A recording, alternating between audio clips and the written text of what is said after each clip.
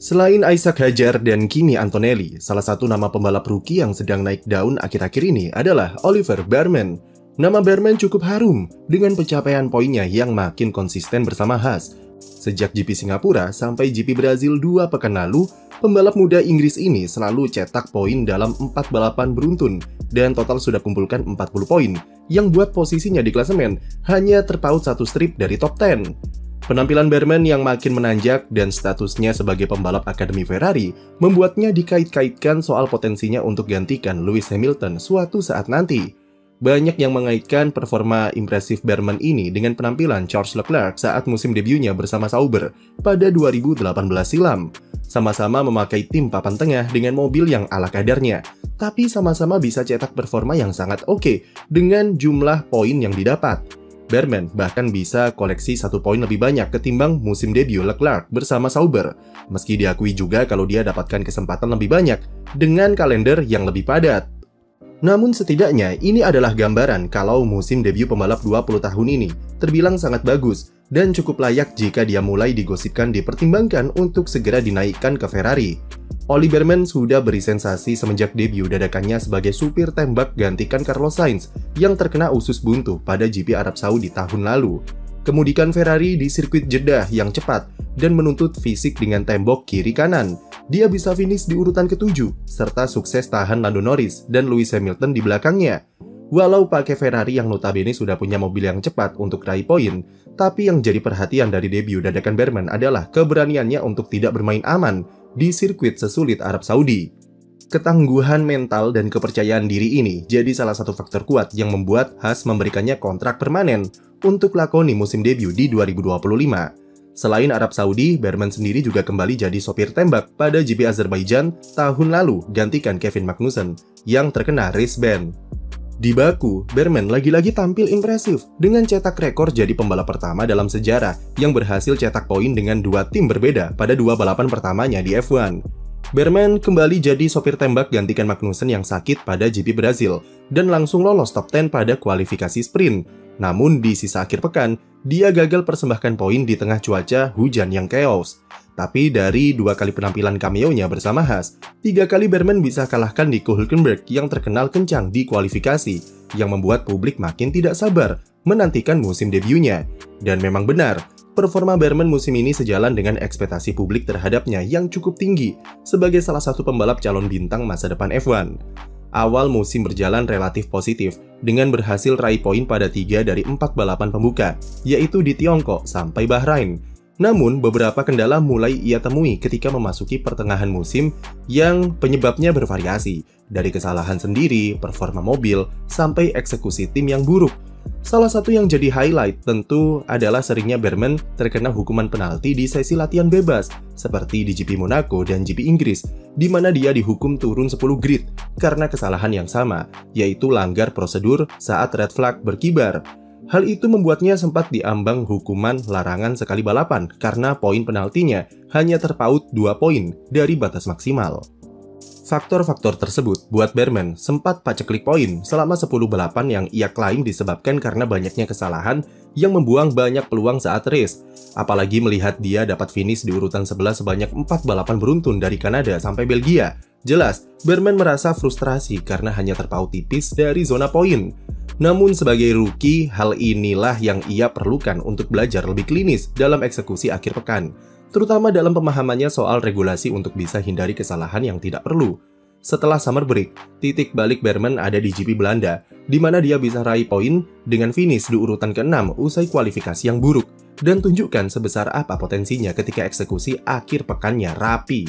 Rentetan performa positif Bearman dimulai pada GP Singapura ketika ia berhasil bawa Haas untuk start dan finish di urutan ke-9. Pada GP Amerika, upgrade yang dipasang ke mobil VF25 semakin menambah level kompetitif yang bisa digapai oleh tim Haas ketika balapan. Itu dimanfaatkan Bearman untuk kembali tembus 10 besar di kualifikasi dan bawa pulang 2 poin dari balapan kandang mereka di Austin. Meski sempat ketar-ketir dengan penalti usai duel versus Antonelli saat sprint serta insiden dengan Tsunoda saat race.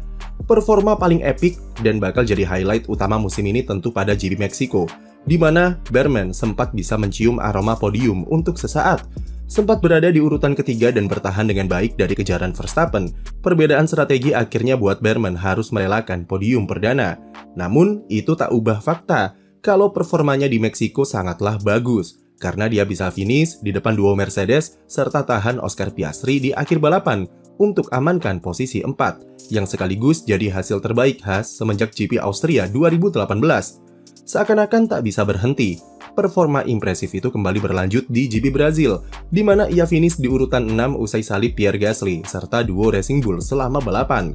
Bahkan di kualifikasi, Berman sempat jadi kandidat untuk bisa start dari barisan 3 besar karena selama Q1 dan Q2, catatan waktunya lebih kencang ketimbang duo Mercedes. Dengan ini, Berman sekarang sudah koleksi 40 poin dan langsung melejit dari yang sebelumnya sempat jadi menghuni papan bawah, naik ke urutan 11 klasemen sementara. Itu sekaligus bawa Haas kembali ke persaingan dalam perebutan posisi 6 konstruktor yang semakin ketat di fase akhir musim. Salah satu indikator penting dalam menentukan parameter sebagus apa musim debut Berman selain perolehan poin adalah perbandingannya dengan Esteban Ocon sebagai rekan setim.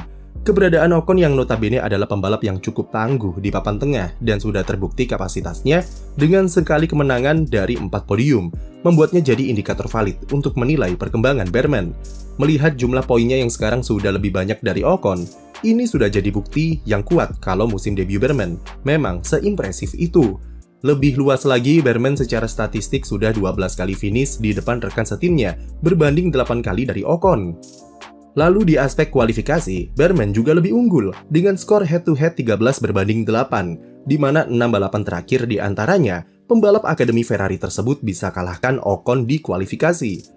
Tentu ada faktor lain seperti nasib apes yang tidak ada habisnya menimpa Ocon dengan eksekusi buruk tim yang seringkali menempatkannya ke trafik saat kualifikasi atau salah strategi saat balapan.